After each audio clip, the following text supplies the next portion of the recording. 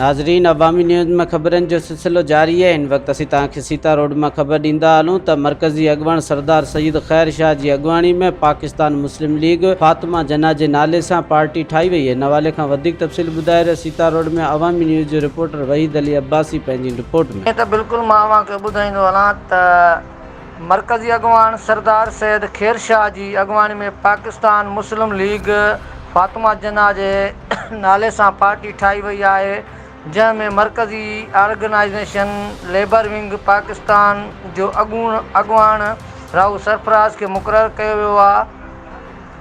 वियो आहे ऐं जॾहिं त सिंध अंदरि ज़िले दादू लाइ ज़िले सदर वहीद अली अब्बासी खे मुक़ररु कयो वियो आहे।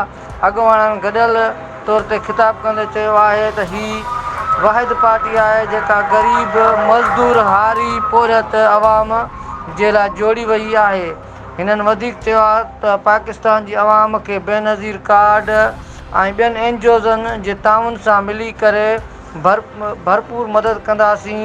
ही पोरियत ग़रीब हारी मज़दूर खे हिन पार्टी में दावत ॾियूं था त शमूलियत करे पंहिंजे नस्ल ऐं ख़ानदान जो मुस्तक़बिल संवारींदा। जी मज़ीद खबरों और तफसीलात के लिए विजिट करें हमारी वेबसाइट www.awamiNewsHD.com।